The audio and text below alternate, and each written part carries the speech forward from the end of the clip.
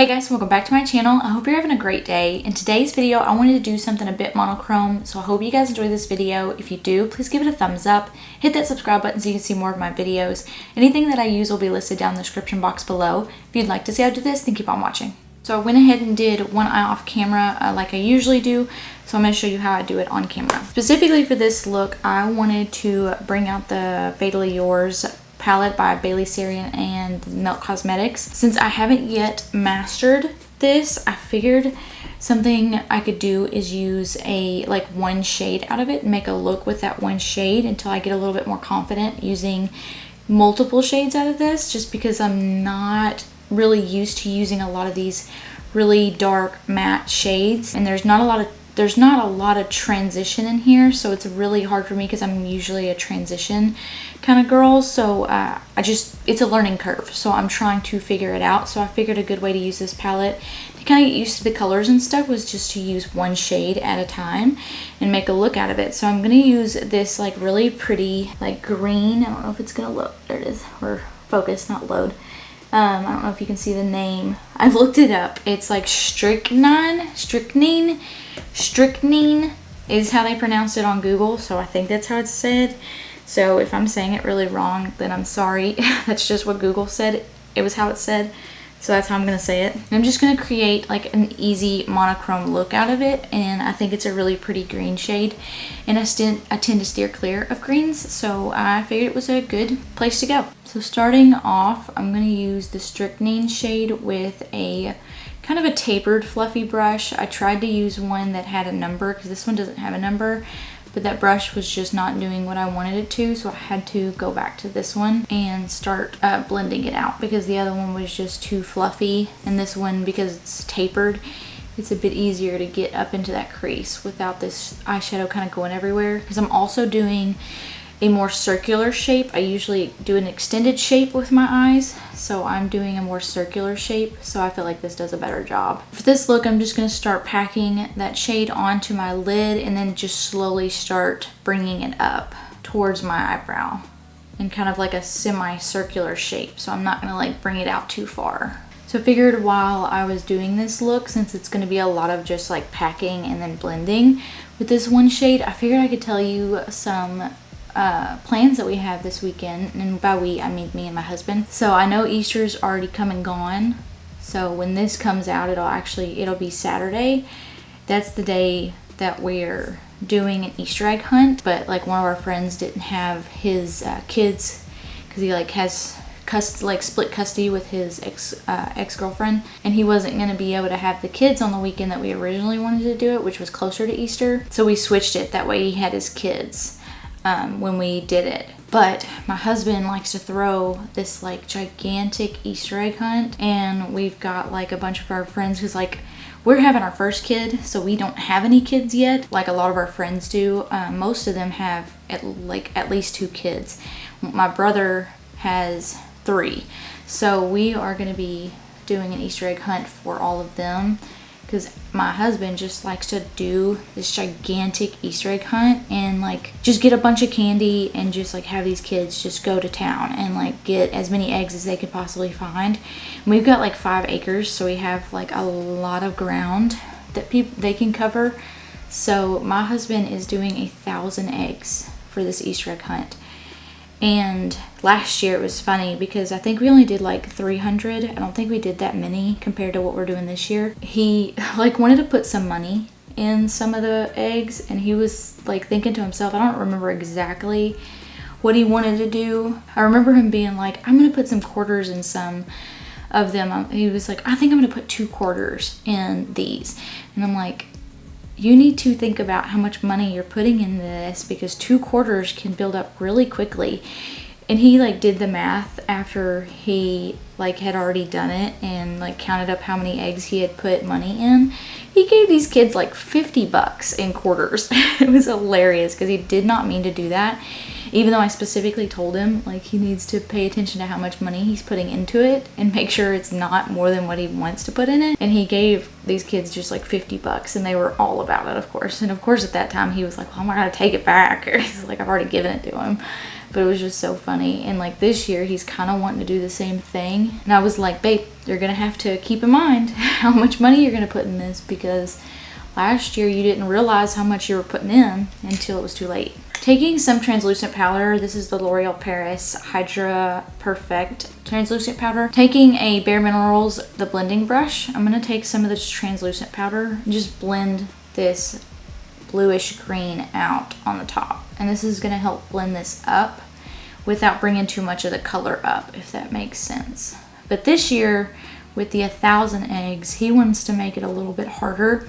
So we have like a range of kids from, so like my brother has I think she's maybe 4 months now. So she's at 4 months. Obviously, she's probably not going to be doing the Easter egg hunt unless they just want to do it for fun with her. And just kind of walk her around and pick up an egg with her. But she can't like eat the candy or anything. So we got a range from like 4 months to, I think, the oldest being 11. So we have a pretty wide range of kids that are going to be doing this. So we do want to make some of it harder for like the older kids, so it's a bit more fun for them and they're not just picking up eggs off the ground because the little kids can't find them. So we want to do some harder eggs for them. And then we want to obviously do a lot of easier eggs for the majority since they're a lot younger. So we're going to have to figure out how we want to do like the separation with the kids. That way it's like fair, because like kids are kids. Like they're going to want as many eggs as they possibly can. They're going to make it a competition. So like the older kids might end up picking up a lot more of the younger kids' eggs. But I think in general they're going to be like, oh well, I want to go for the harder eggs. I don't want to look on the ground. So I think they're going to try and go for the harder eggs just because it's more competitive. But we do have to figure out a way to go around that.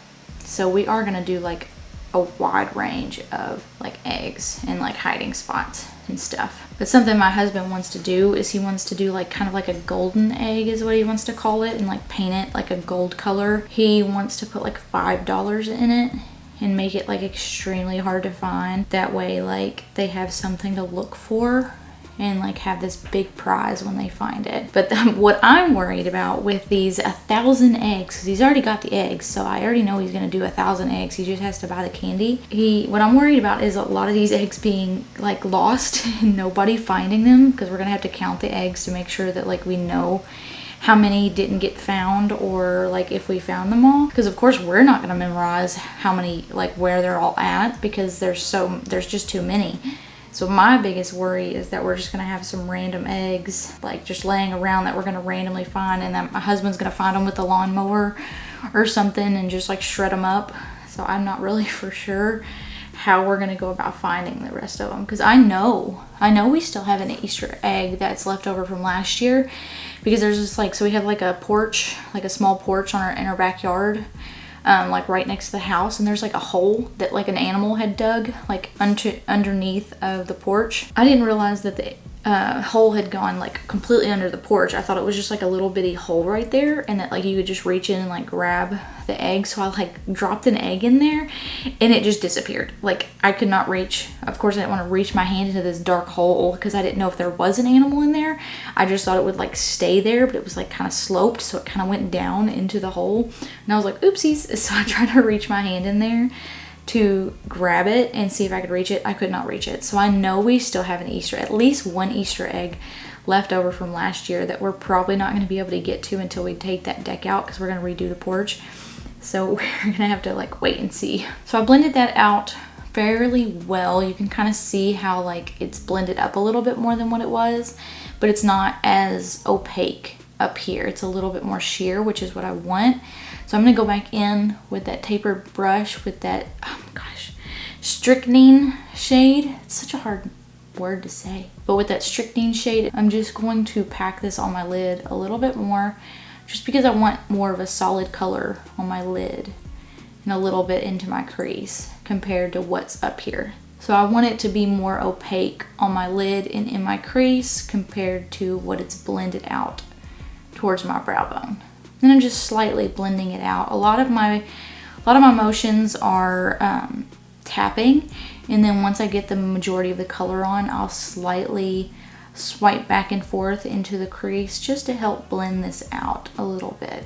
And then taking that blending brush again, which is a lot more fluffy and a little bit lighter of a hand, I'm going to use that and just kind of go in small circles and then like semi-circular swipes. I think they call it like windshield wiper swipes or something like that. Whatever you want to call it. Just going to use that with some more translucent powder. This is just going to slowly build up that color.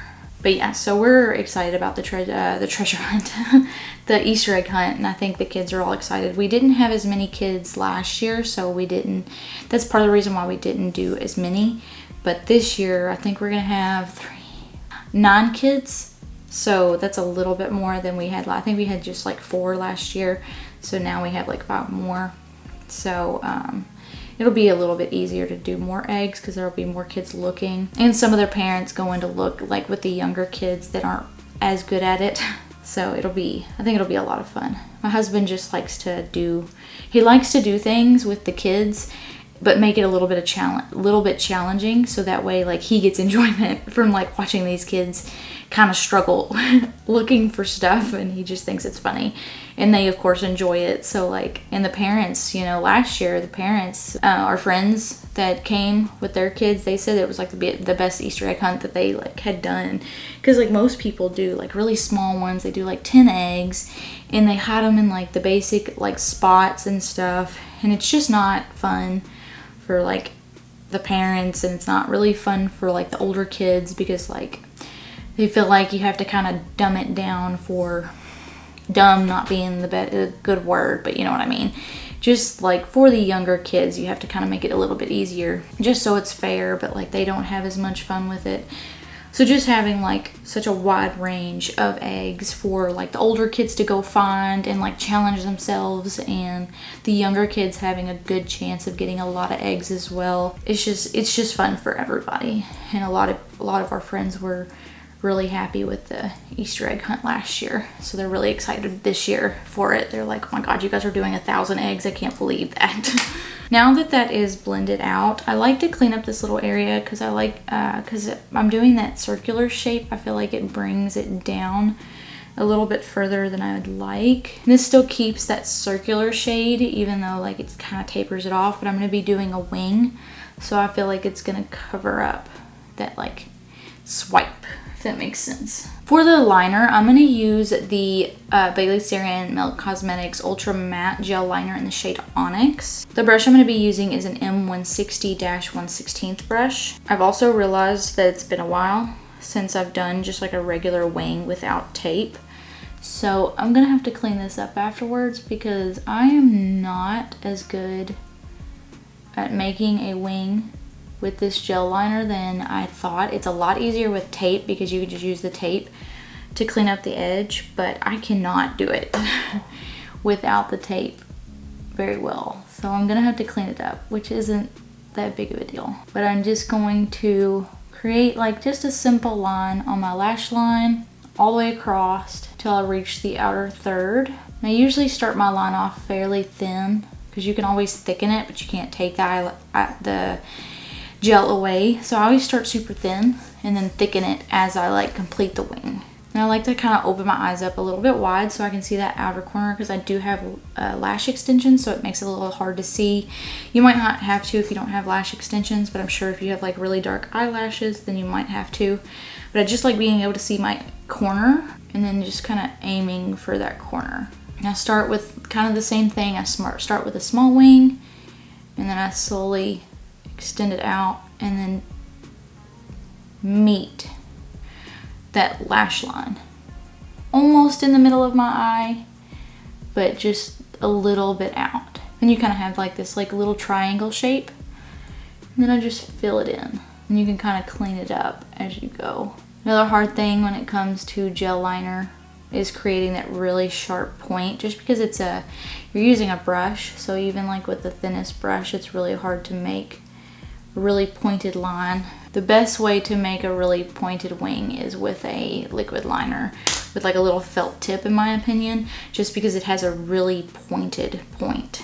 So like I said, I'm probably gonna have to clean it up, and this will help create that really sharp line as well. So just like taking my finger my fingernail and just going as close to it as possible and just swiping the extra away and then just cleaning it up. And I'll create that really sharp wing.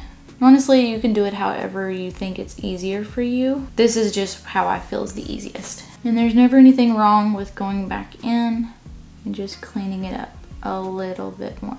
I don't know if you can hear it on camera. You probably can't, but my rooster is just screaming outside. I think he's like, it's not that early. I did wake up fairly early this morning compared to what I usually wake up at, but it's like 10:20 right now, and he's just screaming away. I think he's just letting everybody know that it's morning. I'm not for sure, but he's just yelling.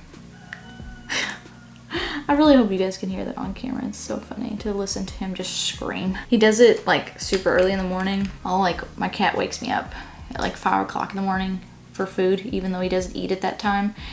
He just like wants to get me prepared for breakfast, even though I'm not prepared for breakfast. But so he wakes me up at like 5 or 6 in the morning sometimes, just from like running around the house like screaming. And like at that time, like my rooster will start crowing at like 6:30 in the morning.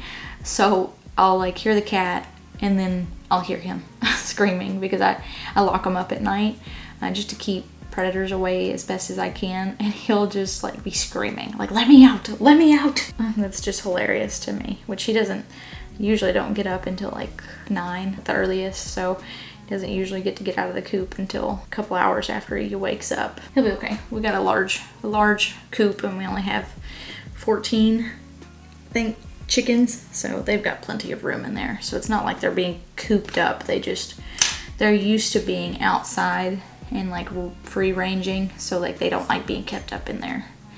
And God forbid if I did, whew, they would not be happy. So that is it for the top of the eyes. I'm gonna go off camera to do my base really quick, and I'll be right back to finish everything. I am back. I'm going to finish the right eye because the left eye is finished already. Off camera, I already tight lined and lined my waterline with the NYX Jumbo Eye Pencil in the shade Black Bean. Taking that Strychnine shade on a Bellalash brush, I'm going to blend this underneath of my eye, and I'm going to have to blend it like really tight up against my waterline, because since this shade is so dark, it will show like any of my skin tone around it. So I am blending this like almost on top of my lashes, just so there's no separation there. And this may smudge the black liner, but that's not a big deal. That's not necessarily not what I want, but it's just not what I'm aiming for, but it may do it, and that will help kind of create that opaque shade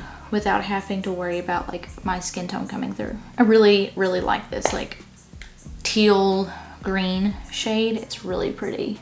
For mascara, I'm going to use the Benefit Their Real Mascara. I'm going to do this off camera. I've realized that probably in the last couple videos I've forgotten to use mascara. I don't know why, but that's like another one of those steps that I always forget. And I really don't know why, because I do it every single time, but I still forget it. For highlighter, I'm going to use the Becca Highlighter Shimmering Skin Perfector in the shade Pearl. I'm going to use an e.l.f.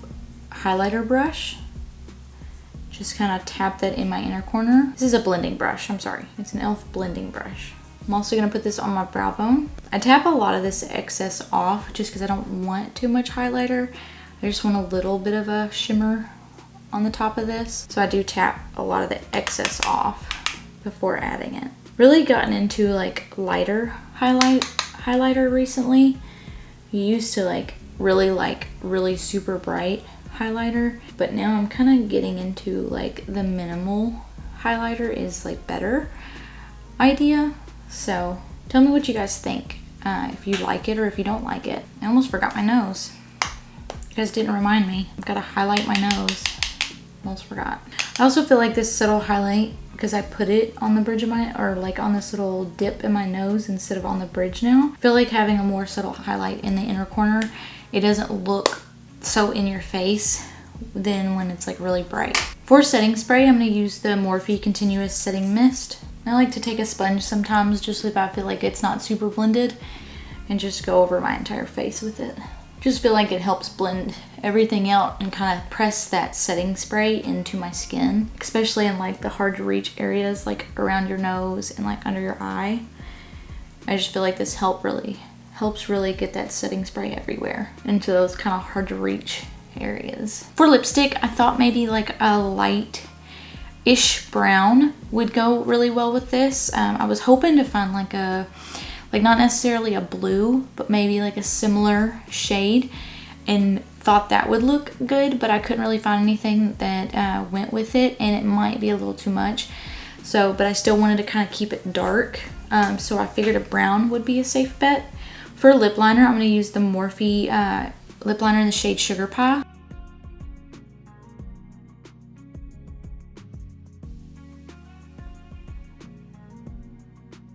For the first lipstick, since I'm going to do like more of like an ombre, so like a lighter brown in the middle and like a darker towards the outer, I'm going to use the Jeffree Star Velour Liquid Lipstick in the shade Top Shelf.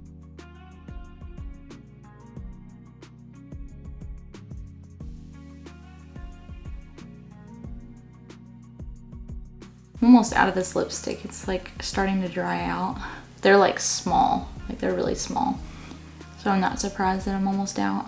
For the middle area, I'm going to use the Anastasia Beverly Hills Matte Lipstick in the shade Warm Taupe. This is like my go-to like ombre light brown shade. Just feel like it mixes with like any lipstick shade and just creates like a really like nice shade, but a little bit lighter. And I'm just going to kind of blend it out with my finger.